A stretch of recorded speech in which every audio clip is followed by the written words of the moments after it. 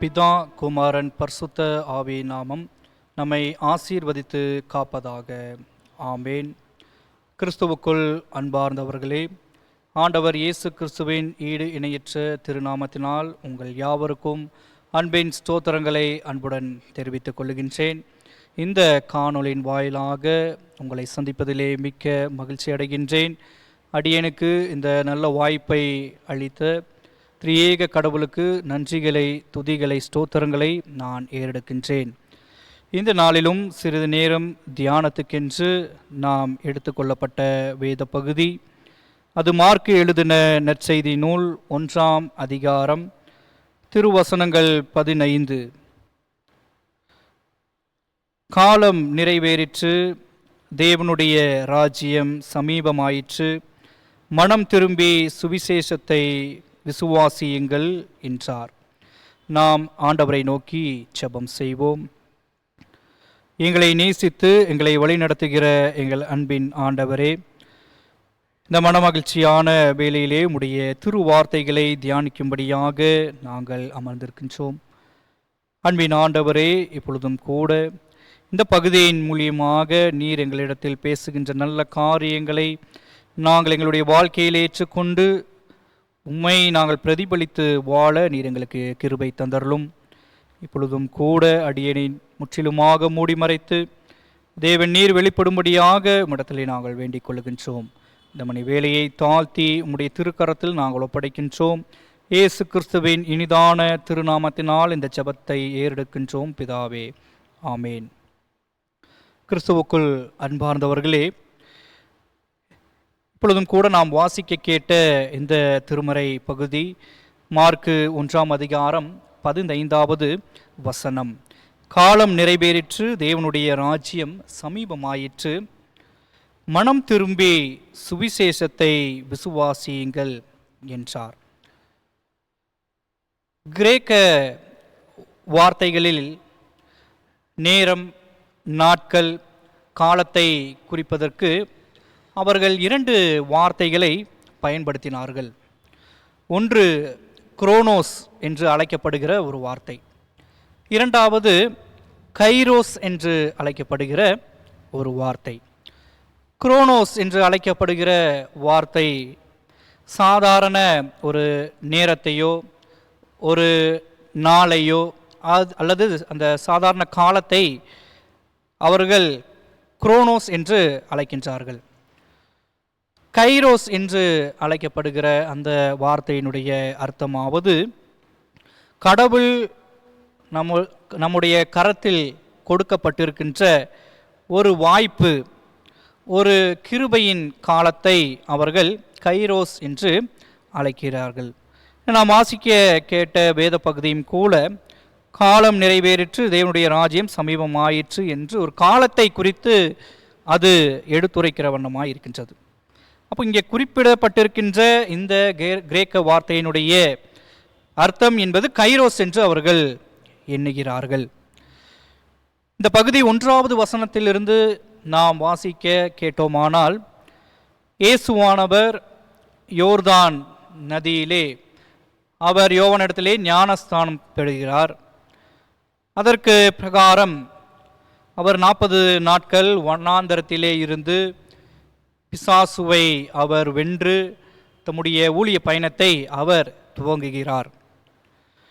இந்த 40 நாட்கள் பயணம் என்பது குரோனோஸ் என்று அழைக்கப்படுகிற ஒரு பயணமாக அது ஆரம்பிக்கிறது.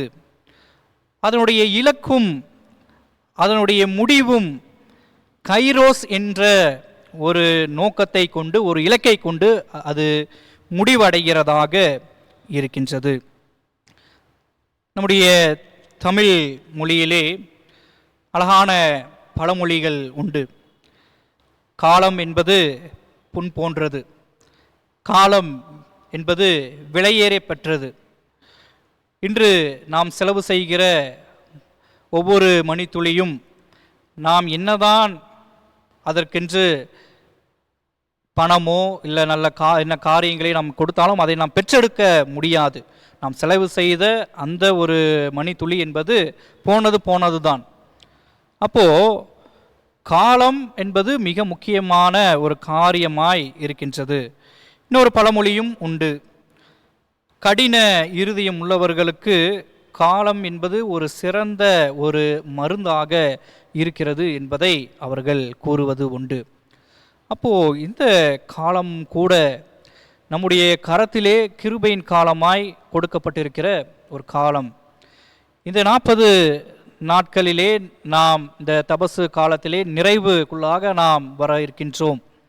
இப்போ இந்த 40 நாட்கள் நாம் எவ்வாறு கழித்திருக்கின்றோம், இந்த 40 நாட்களிலே கடவுளுக்கும் நமக்கும் இருக்கின்ற உறவு என்பது எப்படிப்பட்டதாய் இருக்கின்றது, நாம் இதை பயனுள்ள வகையில் கழித்திருக்கின்றோமா என்பதை இந்த பகுதியின் வாயிலாக நாம் சிந்திக்கின்றோம். குறிப்பாக சொல்ல வேண்டுமானால் நாம் நம்மை தற்பரிசோதனை செய்து கொள்ளுகின்ற ஒரு காலத்துக்குள்ளாக நாம் இருக்கின்றோம். கிறிஸ்துவுக்குள் அன்பார்ந்தவர்களே, ஒரு வேதத்திலே நாம் சிறந்த ஒரு உதாரணமாக எடுக்க வேண்டுமானால் நினிவே பட்டணத்தினுடைய மக்கள் ஒரு சிறந்த உதாரணமாக இருக்கின்றார்கள். அவர்களுக்கு காலம் என்பது எவ்வாறு கொடுக்கப்பட்டது, அதை எவ்வாறு அவர்கள் பயன்படுத்தினார்கள் என்று நாம் பார்க்கின்ற பொழுது, கடவுள் நினிவே பட்டணத்தின் மக்களை அவர்கள் செய்கிற கொடூர காரியங்கள் என்றும் அவர்களை தண்டிக்கின்ற வகையிலே தாசர்களை கொண்டு எச்சரிப்பை உண்டு பண்ணுகிறார்.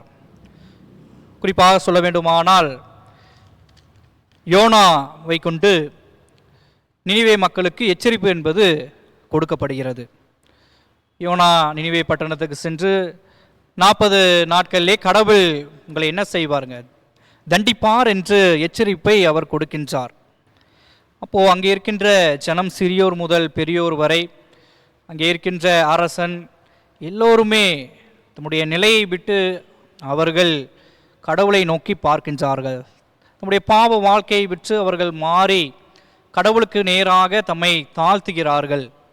கடவுள் கொடுக்கப்பட்ட அந்த காலத்தை, அந்த நேரத்தை அவர்கள் பயனுள்ள வகையிலே ஏற்றுக்கொண்டார்கள்.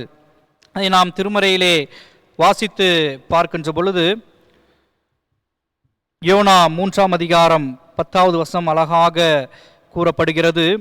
அவர்கள் தங்கள் பொல்லாத வழியை விட்டு திரும்பினார்கள் என்று தேவன் அவர்களுக்கு கிரியைகளை பார்த்து தாம் அவர்களுக்கு செய்வேன் என்று சொல்லியிருந்த தீங்கை குறித்து மனஸ்தாபப்பட்டு அதை செய்யாதிருந்தார் என்று நாம் பார்க்கின்றோம். அப்போ அதே நினிவே மக்கள் 100 ஆண்டுகள் கழித்து, குறிப்பாக சொல்ல வேண்டுமானால் கிமு 650 அந்த காலத்திலே அவர்கள் மறுபடியுமாக கடவுளுக்கு பிரியமில்லாத காரியங்களை செய்கிறவர்களாக காணப்படுகிறார்கள். 2வது முறையாக கடவுள் தம்முடைய தீர்ப்பை அந்த ஜனத்திற்கு வழங்குகிறார். நாகும் தீர்க்கதரிசியின் வழியாக கடவுள் அந்த ஜனத்தை எச்சரிக்கின்றார். உங்களுக்கு தீங்கு வர இருக்கின்றது என்ற காரியங்களை எடுத்துரைக்கின்றார். ஆனால் இந்த சூழலிலே நினிவே மக்கள் என்ன செய்கிறார்கள் என்று பார்த்தோமானால், கடவுளுக்கு பயப்படாம அவர்கள் தம்முடைய பாவ வாழ்க்கையை தொடர்ந்து செய்து கொண்டு இருக்கிறார்கள். அந்த நாட்டினுடைய மன்னன் அசூர்பனிபால் அங்கே இருக்கின்ற ஜனத்தை கொடூரமான வகையிலே, பாவம் செய்கிற வகையிலே தூண்டுகிறவனாக காணப்படுகின்றான்.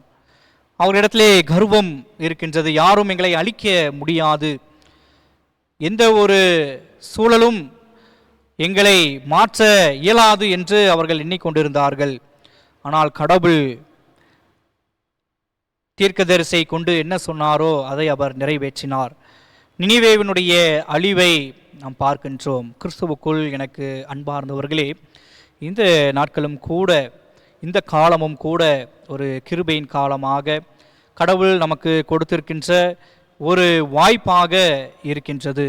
இப்போ இந்த 40 நாட்கள் ஆரம்பத்திலிருந்து நாம் பார்க்கின்ற பொழுது, இந்த 40 நாட்கள் நாம் ஏதோ ஒரு நோக்கத்துடன் ஆரம்பித்திருக்கலாம். இந்த 40 நாட்களுடைய துவக்கம் என்பது இந்த கிரேக்க வார்த்தையை அவர்கள் சொல்லுகிற வண்ணமாக ஒரு குரோனோஸ் என்ற ஒரு காலமாக அதை நாம் அந்த காலத்துக்குள்ளாக வந்திருக்கலாம். ஆனால் இந்த காலத்திலும் கூட கடவுள் நமக்கு கொடுத்திருக்கின்ற அறிவுரைகளின்படி, நாம் அனுதினமும் தியானிக்கின்ற செயல்பாடுகளின்படி நாம் நம்மை கடவுளுக்கு நேராக அர்ப்பணிக்க நாம் அழைக்கப்பட்டிருக்கின்றோம்.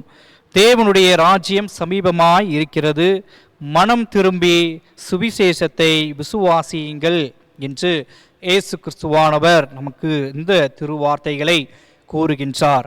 அப்போது இந்த காலம் என்பது கடைசி காலமாக, கடவுளுடைய வருகைக்கென்று நாம் நம்மை ஆயத்தப்படுத்தி கொள்ள வேண்டிய ஒரு காலமாக இருக்கின்றது. நாம் நம்மை கடவுளுக்கு நேராக திருப்ப வேண்டும்.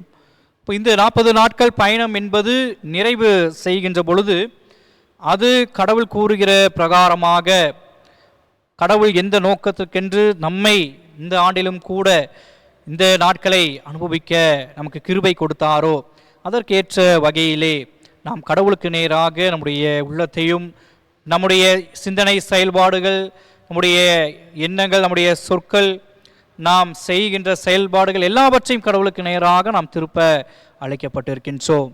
நம்மால் முடிந்த நல்ல காரியங்களை பிறருக்கென்று நாம் அர்ப்பணித்து செய்ய வேண்டும். இந்த காலம் என்பது கடவுளுக்கு பிரியமில்லாத பாவ சிந்தனைகள் செயல்பாடுகளை விட்டு நாம் மனம் திரும்பி கடவுளுக்கு நேராக நம்மை அர்ப்பணிக்க அழைக்கப்பட்டிருக்கின்றோம். ஏனென்றால் கடவுளுடைய வருகை என்பது அது சமீபமாய் இருக்கிறது என்பதை இந்த திருமறை வசனத்தின் கீழாக நாம் தியானிக்கின்றோம். ஆகவே இந்த தபசு காலம் என்பது ஒரு கிருபையின் காலம். இந்த கிருபையின் காலத்தை நாம் நல்ல வகையிலே நாம் கழிப்போம். இந்த பயணத்தை கடவுளுக்கு பிடித்த வகையிலே நாம் பயணிப்போம். நாமும் நம்மை சுற்றி இருக்கிற அனைவருக்கும் ஒரு முன்மாதிரியாக கடவுள் கூறுகிற இந்த சுவிசேஷத்தை நம்முடைய வாழ்க்கையின் செயல்பாட்டின் வழியாக நாம் பிரதிபலித்து காட்டுவோம். நாமும் நம்மை கொண்டு பிறருக்கும் ஆசீர்வாதம் உண்டு பண்ணுகிற வகையிலே நம்முடைய வாழ்க்கையை நாம் புதுப்பித்து கொள்ளுவோம். கடவுள் தாமே இந்த திருவார்த்தைகள் மூலியமாக நம்மை ஆசீர்வதித்து காப்பாராக. ஆமேன். ஜெபம் செய்வோம். எங்களை நேசித்து எங்களை வழிநடத்துகின்ற அன்பின் ஆண்டவரே, இப்பொழுதும் நாங்கள் தியானிக்க கேட்ட இந்த சத்தியத்திற்காக நன்றி செலுத்துகின்றோம். அன்பின் ஆண்டவரே, நாங்கள் கேட்ட சத்தியத்தின் பிரகாரமாக இந்த தபசு காலத்திலே அன்பின் ஆண்டவரே, நீர் எங்களுக்கு அர்ப்பணித்த ஆமாண்டவரே இந்த வாழ்வுக்காக நாங்கள் நன்றி செலுத்துகின்றோம். எங்களுக்காக நீர் பாடுகளை அனுபவித்தீர், நீர் எல்லா விதமான காரியத்தையும் ஏற்றுக்கொண்டீர். நாங்கள் மனம் திரும்புவதற்கு இந்த காலத்தை உண்டு பண்ணி கொடுத்திருக்கின்றீர். இந்த காலத்தை நாங்கள் உண்மை முத்தமத்தோடு ஏற்றுக்கொண்டு உண்மை பிரதிபலித்து வாழ நீர் எங்களுக்கு கிருபை தந்தருளும். இப்பொழுதும் நாங்கள் கேட்ட சத்தியத்தை எங்கள் உள்ளத்திலே நாங்கள் எப்பொழுதும் ஏற்றுக்கொண்டு எங்கள் வாழ்க்கையிலே உண்மை நாங்கள் பிரதிபலித்து காட்ட நீர் எங்களுக்கு கிருபை தந்தருளும். எல்லாவற்றையும் தாழ்த்தி உடைய திருக்கரத்தில் நாங்கள் ஒப்படைக்கின்றோம். இயேசு கிறிஸ்துவின் இனிதான திருநாமத்தினால் இந்த ஜெபத்தை எடுக்கின்றோம் பிதாவே. ஆமேன். கிறிஸ்துவுக்குள் அன்பார்ந்தவர்களே, மீண்டுமாய் உங்கள் யாவருக்கும் இயேசு கிறிஸ்துவின் இனிதான திருநாமத்தினால் அன்பின் வாழ்த்துக்களை அன்புடன் தெரிவித்துக் கொள்கின்றேன். நாளும் அடியனுக்கு இந்த நல்ல வாய்ப்பை அளித்த திரியேக கடவுளுக்கு நன்றிகளை ஏறெடுக்கின்றேன். அதே போல நமது திருச்சபையினுடைய கிறிஸ்தவ இளைஞர் இயக்கத்தின் பொது செயலாளர் ரெவரண்ட் ஜோஸ்வா ஐயா அவர்களுக்கு மனமார்ந்த நன்றிகளை அன்புடன் தெரிவித்துக் கொள்கின்றேன். நன்றி.